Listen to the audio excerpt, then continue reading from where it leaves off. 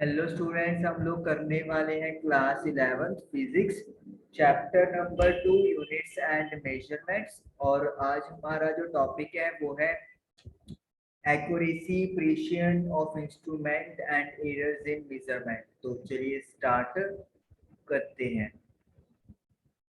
Uncertainty in measurement is called error. अगर आप कोई क्वांटिटी मेजर करते हो और उसमें कोई भी गड़बड़ आपको लगती है जिसमें हम लोग श्योर नहीं होते, अनसर्टेनिटी, उसे व्हाट वी कॉल एरर बोलते हैं। मतलब एक्चुअल लेंथ तो सपोज करो 6 मीटर था, लेकिन मेजरमेंट करने पे वो 5.95 आया, तो 0.05 जो है वो क्या हो गया है, एरर हो गया है। यानी कि ट्रू वैल्यू और आपकी जो वैल्यू मेजर करके आई है उसके डिफरेंस को वी कॉल अनसर्टेनिटी और error. The accuracy of a measurement is a measure of how close the measured value is to the true value of a quantity. Accuracy का मतलब क्या होता है, आपने कोई क्वांटिटी को मेजर किया है जिसे हम लोग बोलते हैं मेजर्ड वैल्यू, और उसी क्वांटिटी की एक असली एक्चुअल वैल्यू भी होगी जिसको अपन ट्रू वैल्यू बोलते हैं। तो जितना आपकी मेजर की हुई वैल्यू से ट्रू वैल्यू के पास होगी उस चीज को उतना ही एक्यूरेट बोलते हैं।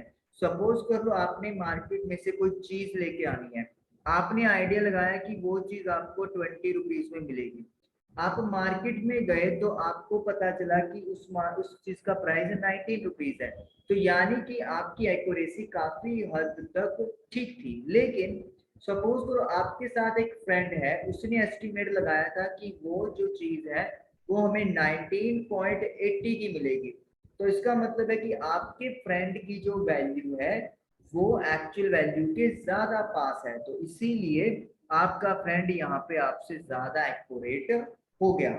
या किसी एक और बंदे ने एस्टिमेट लगाया 18.5, अब उसकी एक्यूरेसी आपसे कम है, तो मतलब जितना ज्यादा ट्रू वैल्यू के पास होगा मेजर्ड वैल्यू, उतना ही उसे एक्यूरेसी में माना जाएगा। तो हमारी कोशिश यही रहती है कि जो वैल्यू हम लोग मेजर कर रहे हैं वो ज्यादा से ज्यादा ट्रू वैल्यू के आसपास हो। ऐसा नहीं कि वैल्यू हमेशा कम ही मतलब मेजर हो जाती है, कई बार वैल्यू एक्सीड भी चली जाती है। सपोज कर लो 20.25, तो ये भी एक्यूरेसी से मतलब थोड़ी सी ही दूर है, अपन ये कह सकते हैं। Precision tells us what resolution or limit the quantity is measured. Precision का मतलब क्या होता है कि आपके पास सपोज करो दो स्केल हैं, एक स्केल जो है वो 0.001 और दूसरा स्केल 0.01 की क्वांटिटी मेजर कर सकता है। मतलब इस वैल्यू तो रेजोल्यूशन क्या होता है, दो चीजें बहुत पास पड़ी हुई हैं और इनके बीच के डिस्टेंस को मेजर करने की कैपेबिलिटी, कितने छोटे से छोटा डिस्टेंस को भी मेजर किया जा सकता है, दैट इज कॉल्ड प्रिसीशन। तो अब आप देखिए कि जो फर्स्ट स्केल है वो छोटा डिस्टेंस मेजर कर सकता है 0.001 का, as comparatively to second scale. Second scale भी छोटा डिस्टेंस मेजर कर रहा है लेकिन पहले वाले से ज्यादा है। तो इसका मतलब क्या हो गया कि जो फर्स्ट स्केल है वो ज्यादा प्रिसीशन होगा। आप मतलब आप ये कह सकते हो कि जितना छोटे से छोटा क्वांटिटी को मेजरमेंट कर सकती है कोई चीज, उसे उतना ज्यादा प्रिसीशन बोला जाता है। तो एक्यूरेसी में हम लोग अपनी वैल्यू को ट्रू वैल्यू के पास रखने की चीज बोलते हैं। प्रिसीशन को कि कितना स्मॉल से स्मॉल क्वांटिटी को हम लोग मेजरमेंट में कर सकते हैं, उसे प्रिसीशन बोलते हैं। ओके, उसके बाद जैसे मैं आपको एक और यहाँ पे एग्जांपल दे सकता हूँ प्रिसीशन की, कि सपोज करो 0.1 एंड 0.01, तो इन दोनों में से ये वाला ज्यादा प्रिसीशन हो गया। अगर मैं बोलूँ 0.001 तो इन तीनों में से ये वाला प्रिसीशन ज्यादा हो गया। 0.0001 तो ये वाला सबसे ज्यादा प्रिसीशन हो गया। यानी कि जितना ज्यादा रेजोल्यूशन उतना ज्यादा प्रिसीशन वो चीज होती है। ओके, नेक्स्ट देखिए क्लासिफिकेशन ऑफ एरर्स। अब एरर्स को कैसे हम लोग क्लासिफाई या ग्रुपिंग कर सकते हैं, तो मेन टाइप्स दो रहेंगे, systematic error and random error. So what are systematic errors? The systematic errors are those errors that tend to be in one direction, either positive or negative. Systematic error ये वो error होती है, वो कमियां होती हैं जो एक डायरेक्शन में रहेंगी, या तो पॉजिटिव या नेगेटिव। मान लो एक्चुअल क्वांटिटी या ट्रू वैल्यू है 3 सेंटीमीटर, लेकिन आप जब मेजरमेंट कर रहे हो तो ये आ रही है कभी 3.01, कभी 3.02, कभी 3.015। तो मतलब हर बार वैल्यू जो है वो बढ़ के आ रही है, तो इसको बोलते हैं हम लोग पॉजिटिव।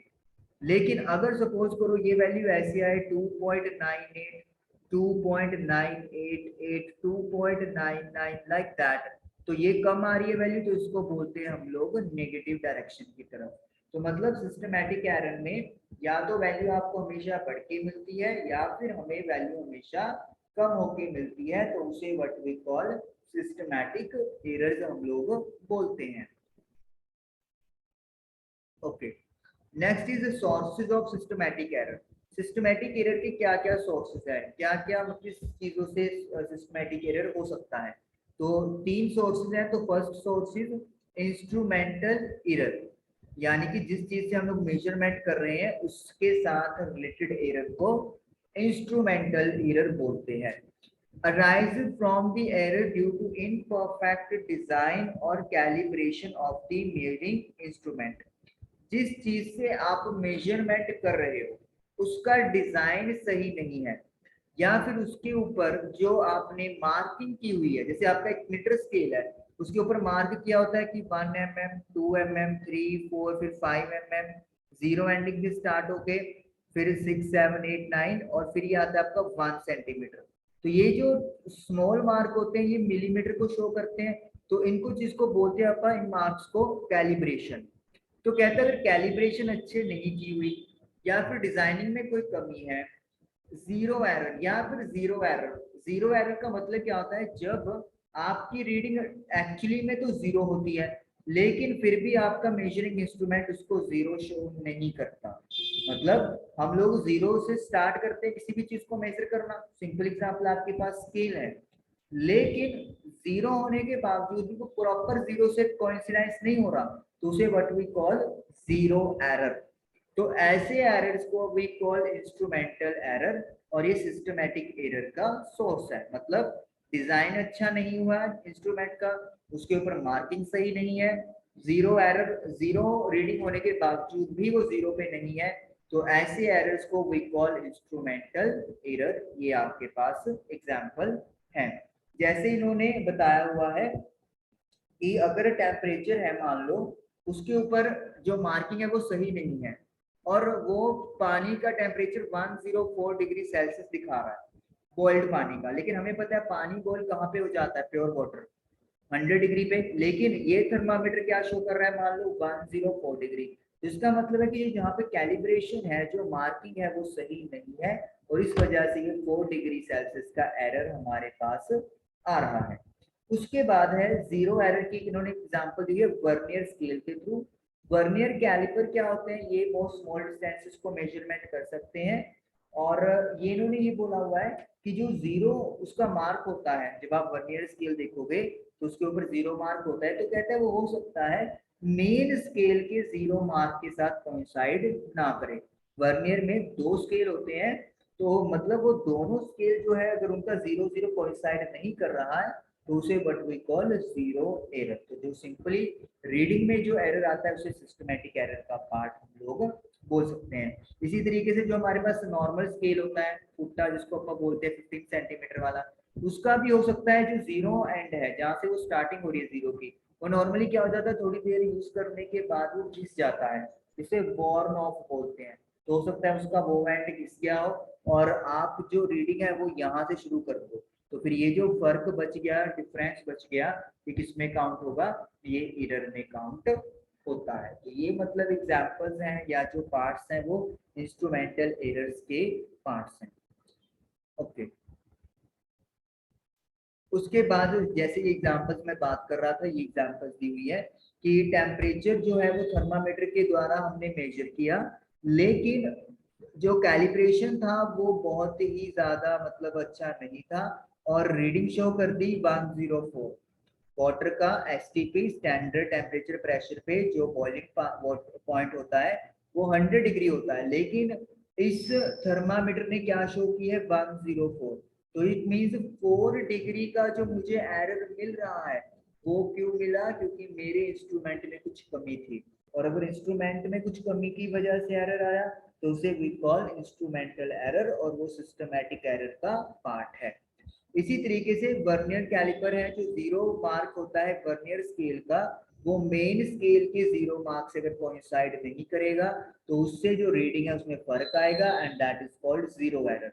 और ये आप एक और तरीके से समझ सकते हैं कि जो मेरे पास ऑर्डिनरी मीटर स्केल है, हो सकता है उसका एक एंड जो है वो बॉर्न ऑफ हो गया हो, मतलब वो घिस गया हो, जिस वजह से रीडिंग में वहां पे अगेन चेंज आ जाएगा, और इसको भी इंस्ट्रूमेंटल एरर की कैटेगरी में रखेंगे।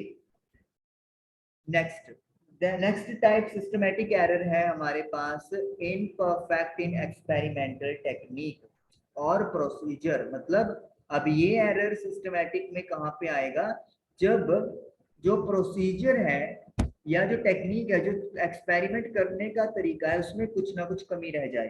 पहले कमी किसमें रही थी, इंस्ट्रूमेंट में, लेकिन अब कमी किसमें है, एक्सपेरिमेंट करने के तरीके में।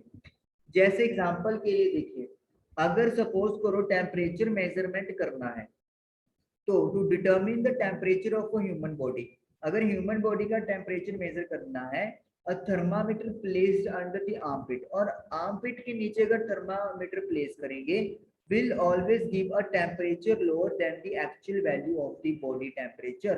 तो जो रीडिंग थर्मामीटर वहां पर देगा वो बॉडी के टेम्परेचर से कम होगी। तो इसका मतलब क्या है, यहाँ पे हमेशा वैल्यू आपको कम मिलने वाली है। तो सिस्टमैटिक एरर यही बोलता है कि वैल्यू हमेशा आपको एक डायरेक्शन में मिलेगी, या तो बढ़ के या कम होके। जो थर्मामीटर वाला एग्जांपल पीछे देखा था कि जब वाटर का जो बॉइलिंग पॉइंट था वो 100 ना शो करके 104 दिखा रहा था, तो ये था एक पॉजिटिव डायरेक्शन में। अब ये बॉडी का टेम्परेचर एक्चुअल से कम दिखा रहा है। सपोज कर लो बॉडी का टेम्परेचर ऐसी आइडिया लगा लो 28 है, लेकिन शो हो रहा है 26 डिग्री। क्यों, क्योंकि हमने थर्मामीटर गलत जगह पे लगाया है। आर्मपिट के नीचे लगाओगे तो हमेशा टेम्परेचर जो है वो आपको कम मिलेगा, जो कि एक्चुअल बॉडी का टेम्परेचर होता है। तो ये लेकिन एरर हुआ क्यों, क्योंकि जो टेक्निक यूज की जा रही थी रीडिंग लेने की, जो प्रोसीजर यूज किया जा रहा था वो सही नहीं था, इम्परफेक्शन था। और ये किस कैटेगरी में आएगा, ये सिस्टमैटिक एरर की कैटेगरी में आएगा। उसके बाद है थर्ड टाइप का जो सिस्टमैटिक एरर है, दैट इज पर्सनल एरर। अब इसमें क्या होता है, it arises due to individual's bias. अगर सपोज करो हमें पता है कि हम लोगों की जो आई है लेफ्ट और राइट, वो अलग अलग पोजीशन पे हमें इमेजेस को दिखाती है। अगर हम लोग लेफ्ट साइड से आई को बंद करके किसी चीज को देखेंगे और फिर उसी चीज को राइट साइड वाली आई बंद करके देखेंगे, तो हमें उसकी पोजीशन डिफरेंट दिखाई देती है। और हमारा जो ब्रेन है इन दो इमेजेस का एक मिक्स इमेज हमें बना के देता है, ये आप सबको पता है। तो अगर हम इंडिविजुअल बाइस का मतलब क्या है, अगर एक बंदे को एक ही जगह पर मतलब जो है वो झुकने की प्रॉब्लम है, हैबिट लगा लो, प्रॉब्लम ही हैबिट लगा लो, कि आप अपना जो हेड है वो राइट साइड की तरफ ज्यादा रखते हो, लेफ्ट साइड की तरफ ज्यादा रखते हो, तो फिर जाहिर सी बात है आपको रीडिंग उस तरफ ज्यादा मिलेगी। तो इसको बोलते हैं इंडिविजुअल बाइस। आप बिल्कुल सेंटर में होकर रीडिंग नहीं ले रहे हो, आप एक तरफ झुक के रीडिंग ले रहे हो, तो मोस्ट प्रोबेबली वहां पे आपकी वजह से जो है वो एरर आएगा। ना उस टाइम पे इंस्ट्रूमेंट की कोई कमी थी, ना ही आपके एक्सपेरिमेंट करने में कोई खराबी थी, आपके इस टाइम पे रीडिंग लेने में खराबी है, तो उसको बोलते हैं personal error. Lack of proper setting of the apparatus or individual carelessness in taking observation without observing proper precautions। अगर हमने अपना apparatus प्रॉपर सेट नहीं किया हुआ, लेबलिंग नहीं की हुई, कहीं से वो ज्यादा उठा हुआ है, और इसी तरीके से हम लोग केयरलेस है रीडिंग में, हम लोग प्रॉपर देख नहीं रहे कि कहाँ पे वो उसका मैचिंग हो रहा है कहाँ पे नहीं हो रहा, और ऐसे ही रैंडमली नोट कर रहे हैं, तो उन सभी से भी जो है पर्सनल एरर आता है। इसमें ना इंस्ट्रूमेंट की कोई कमी है, ना हमने प्रोसीजर गलत यूज किया, हम लोग जो रीडिंग आई है उसको नोट ही गलत तरीके से कर रहे हैं, हम लोग प्रिकॉशन नहीं यूज कर रहे। जो उन्होंने एक्सपेरिमेंट की कंडीशन दी है कि ये होना चाहिए, हम उसको फॉलो नहीं कर रहे, तो हमें जो है कभी भी रीडिंग सही नहीं मिलेगी, एक्चुअल वैल्यू या ट्रू वैल्यू से अलग रीडिंग मिलेगी, और उसी को वी कॉल एरर। और ये सिस्टमैटिक एरर के 3 पार्ट्स हुए। इंस्ट्रूमेंटल एरर, जब इंस्ट्रूमेंट में कमी होगी। इनपरफेक्शन इन एक्सपेरिमेंटल टेक्निक और प्रोसीजर, जब एक्सपेरिमेंट करने के तरीके में कमी होगी। तीसरा एरर पर्सनल एरर, जिसमें हम लोग अपनी गलत हैबिट की वजह से या फिर अपने एक्सपेरिमेंटल का जो अपरेटिस है वो अच्छे से सेटअप नहीं किया, या फिर हम लोग रीडिंग लेने में केयरलेसनेस शो कर रहे हैं, तो इन सब की वजह से पर्सनल एरर्स मतलब आते हैं, और इन सब को we call systematic error. Systematic error can be minimize, अब इनको कम से कम कर सकते हैं कैसे? Improving experimental technique. एक तो जो अपनी एक्सपेरिमेंटल टेक्निक्स है उनको इम्प्रूव करना है, मतलब वही बात, थर्मामीटर को हम लोग आम पेट पे क्यों रख रहे हैं? हम लोग इसको जहां पे रख के हमें प्रॉपर टेम्परेचर मिलेगा, यानी कि हमें अपने माउथ में रखना है, तो वहां पे रख के मेजरमेंट करें बॉडी का टेम्परेचर। सेलेक्टिंग बेटर इंस्ट्रूमेंट, हम लोग ऐसा इंस्ट्रूमेंट यूज करें ही क्यों जिसकी कैलिब्रेशन, जिसपे मार्किंग है वो गलत है, या जो स्केल वॉर्न ऑफ हो गया है हम लोग उसको यूज कर ही क्यों रहे हैं? हमें अच्छा इंस्ट्रूमेंट यूज करना चाहिए। And removing personal bias as far as possible, और अगर हम लोगों को एक साइड पे झुक के रीडिंग लेने की मतलब हैबिट है, तो इसको रिमूव करें और सेंटर में से हमें रीडिंग लेने की कोशिश करनी चाहिए, ताकि एरर कम से कम आए। For a given setup, these errors may be estimated to a certain extent and necessary correction may be applied to the readings. तो एक गिवन सेटअप के लिए ये एरर्स को अपन एस्टिमेट आइडिया कर सकते हैं एक एक्सटेंट, एक मतलब अमाउंट तक, और नेसेसरी और कुछ जो जरूरी करेक्शन है वो अप्लाइड हो सकती है रीडिंग की तरफ। मतलब जैसे वैल्यू 3.2 लिया, तो हम लोग इनका एस्टिमेट लगा सकते हैं कि इतना एरर हमारा आया होगा, तो हम लोग उसको अप्रोक्सीमेटली सपोज कर लो 3.19 या 3.21 लिख सकते हैं। तो मतलब कुछ हद तक हम लोग उसको एरर को अपने हिसाब से सेटिंग कर सकते हैं, उसको ट्रू वैल्यू तक लेके जाने में। तो इस तरीके से you can minimize the systematic error. देखिए रिमूव हम लोग क्या लिख रहे हैं यहाँ पे, मिनिमाइज कर सकते हैं, तो इसका मतलब है जितना मर्जी अच्छी कोशिश कर लो सिस्टमैटिक एरर फिर भी कुछ ना कुछ तो आएगा ही आएगा। देन है रैंडम एरर्स। हमने पढ़ा था एरर 2 टाइप के, सिस्टमैटिक और रैंडम। सिस्टमैटिक में था कि एरर या तो इंक्रीज होके आएगा पॉजिटिव डायरेक्शन में, या कम होके वैल्यू मिलेगी दैट इज नेगेटिव, और वो 3 टाइप का पढ़ा, instrumental, imperfection in experimental technique और पर्सनल एरर। अब है रैंडम एरर। अब ये क्या होते हैं? Random error are those which occur irregularly and hence are random with respect to sign and size. जैसे नेम से क्लियर है, रैंडम का मतलब क्या होता है? अभी कोई सीक्वेंस नहीं है, कोई ऑर्डर नहीं है, ये अचानक से कहीं से भी कैसे भी आ सकता है, तो ये इरेगुलरली अकर करता है, और साइन और साइज के रिस्पेक्ट में ये रैंडम होता है। मतलब आप ये आइडिया नहीं लगा सकते कि अब ये एरर होने वाला है, ये अपने आप ऑटोमेटिकली कभी भी अराइज हो सकता है। These can arise due to random and unpredictable fluctuation in experimental condition. ये randomly आ सकता है, और unpredictable, जैसे हम लोग गैस नहीं कर सकते, हम लोग आइडिया नहीं लगा सकते, ऐसे चेंजेस आ जाते हैं जिनके अंदर ये एक्सपेरिमेंट हो रहा होता है। मतलब ऐसी कंडीशन होती है एक्सपेरिमेंट करने की जिसमें अपन बोल सकते हैं टेम्परेचर आ गया, टेम्परेचर कम ज्यादा हो गया, तब हमारी रीडिंग में चेंज आ जाएगा। वोल्टेज सप्लाई, अगर हम लोग करंट से रिलेटेड कोई एक्सपेरिमेंट कर रहे हैं, वोल्टेज कम या ज्यादा हो गई तो उससे करंट की रीडिंग पे इफेक्ट पड़ेगा। Mechanical vibration of experimental setup, अगर वाइब्रेशंस को हम लोग काउंट कर रहे हैं तो वहां पर अगर कुछ चेंजेस आ गया तो फिर उससे भी अपना मतलब सारा एरर आ जाएगा। पर्सनल जो अनबाइस्ड एरर होंगे, कि जब ऑब्जर्वर रीडिंग ले रहा है तो उसका जो एरर है वो जब आ जाएगा, तो वो रैंडम एरर होता है। मान लो सपोज करो रीडिंग थी 5, आपका ध्यान एकदम से हट गया और आपने नोट कर ली जल्दी जल्दी में 5.5, तो इसे वी कॉल अनबाइस्ड एरर, कि ऑब्जर्वर ने रीडिंग ले लिया लेकिन गलती से रीडिंग अलग लिखा गया।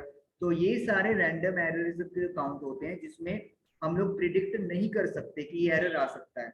सिस्टमैटिक में तो अपन जा सकते हैं कि अपना इंस्ट्रूमेंट खराब हो सकता है, कैलिब्रेशन प्रॉपर नहीं हो सकती, प्रोसीजर गलत हो सकता है, लेकिन इन एरर्स को आप जज नहीं कर सकते। इन एरर्स को तो ये तो रैंडमली कैसे भी उठ सकते हैं, तो that is why they are called random errors.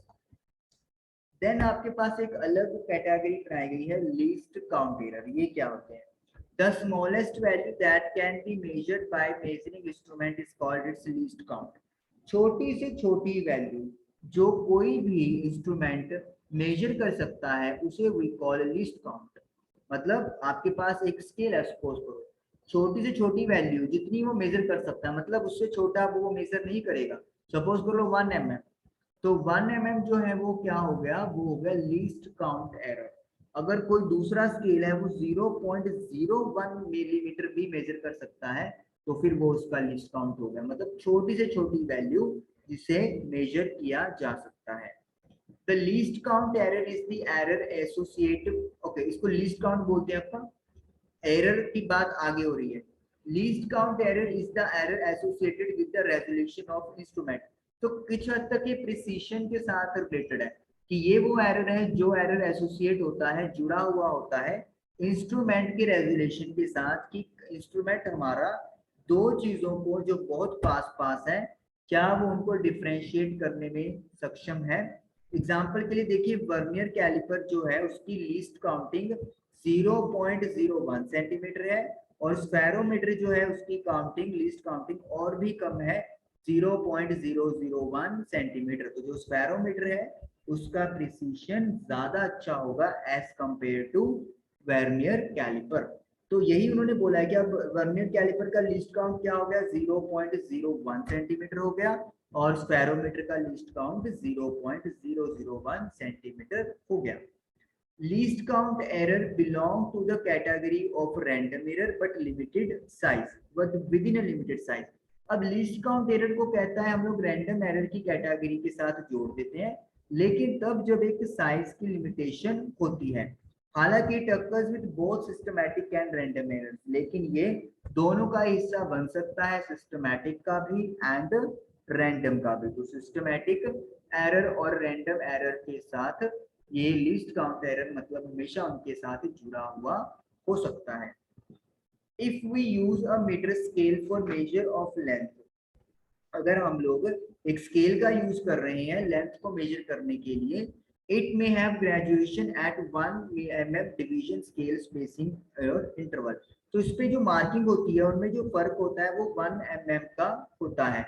इसका मतलब एक आपके पास जो स्केल होता है उससे आप 1 mm का जो लेंथ है वो मेजरमेंट कर सकते हो, इससे कम आप लोग उस स्केल के साथ मेजर नहीं कर सकते, ये इन्होंने कहा है। Using instrument of high precision, अगर हम लोग ज्यादा हाई प्रिसीशन वाले इंस्ट्रूमेंट यूज कर लें, इम्प्रूविंग एक्सपेरिमेंटल टेक्निक, एक्सपेरिमेंट करने की टेक्नोलॉजी में सुधार कर लें, we can reduce the least count error, तो ये लीस्ट काउंट एरर को कम किया जा सकता है। Repeating the observation several times and taking the arithmetic mean of all the observations, the mean value would be very close to the true value of the measured quantity। उसके बाद कहता है आप ऑब्जर्वेशन का जो है वो काफी टाइम में मतलब रिपीट करो, बार बार उसकी रीडिंग लो, और फिर जो रीडिंग्स आई हैं उन सब रीडिंग्स का मीन एवरेज कैलकुलेट कर लो। जैसे आपने एक ही क्वांटिटी को 10 बार मेजर किया तो जो वैल्यू आई x1 x2 x3 कुछ भी आएगा, तो उन सबको ऐड करके अपॉन 10 कर दो, तो ये एवरेज वैल्यू आ जाएगी आपको, वैल्यू जिसको मीन वैल्यू भी बोलते हैं, और वो ट्रू वैल्यू भी कहता है काफी क्लोज होगी, काफी पास होगी। तो मतलब कहने का ये है कि आपके पास कोई रीडिंग आ गई, आप उसको 10-12 बार लो और फिर उसको एवरेज वैल्यू मानोगे और वो वैल्यू ट्रू वैल्यू के काफी हद तक पास होगी। तो ये आपको कहा गया है, और ये हमारा एरर जो है वो खत्म हुआ है। उसके बाद न्यूमेरिकल पोर्शन एरर का शुरू हो जाएगा, absolute error, relative error, percentage error, और ये हम लोग नेक्स्ट सेशन में करेंगे। आई होप आपको ये समझ में आया होगा। Thank you for watching the video.